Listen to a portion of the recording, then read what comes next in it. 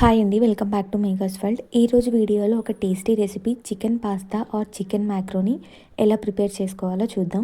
ఇది చాలా టేస్టీగా ఉంటుంది. ఈవినింగ్ డిన్నర్కైనా లేకపోతే బ్రేక్ఫాస్ట్కైనా సర్వ్ చేసుకుంటే చాలా బాగుంటుంది. సో లేట్ చేయకుండా ఈ చికెన్ పాస్తాని ఎలా చేసుకోవాలో చూసేద్దాం.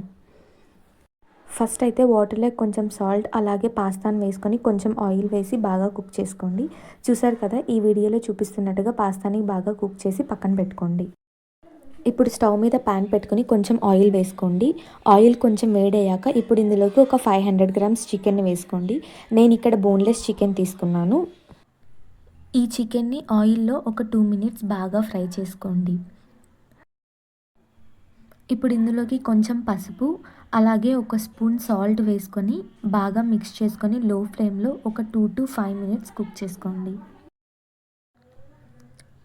ఇలా చికెన్లోంచి వాటర్ సపరేట్ అయ్యేటప్పుడు ఇందులోకి ఒక స్పూన్ అల్లం వెల్లుల్లి పేస్ట్ వేసుకొని బాగా ఫ్రై చేసుకొని కుక్ చేసుకోండి. చికెన్ బాగా కుక్ అయిన తర్వాత ఇప్పుడు ఇందులోకి ఒక స్పూన్ కారం, హాఫ్ స్పూన్ ధనియా పౌడర్ అలాగే కొంచెం చికెన్ మసాలా పౌడర్ వేసుకొని బాగా కలుపుకొని లో ఫ్లేమ్లో కుక్ చేసుకోండి. చికెన్లో ఉన్న వాటర్ అంతా పోయే వరకు బాగా కుక్ చేసుకొని ఫ్రై చేసుకొని పక్కన పెట్టుకోండి.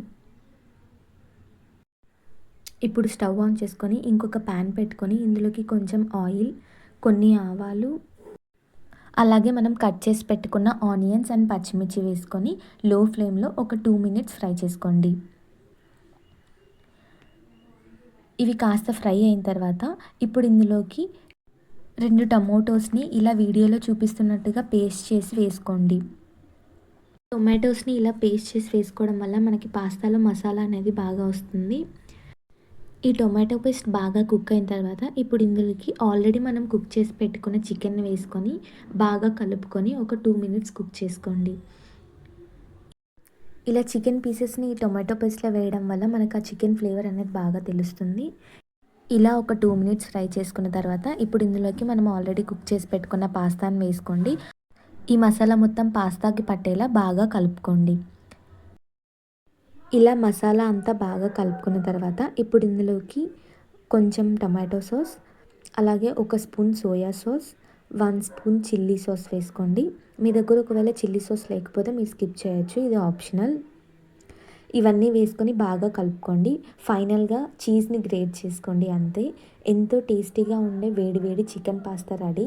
ఇది పిల్లలు కూడా చాలా ఇష్టంగా తింటారండి. ఒక్కసారి ట్రై చేయండి, చాలా చాలా టేస్టీగా ఉంటుంది.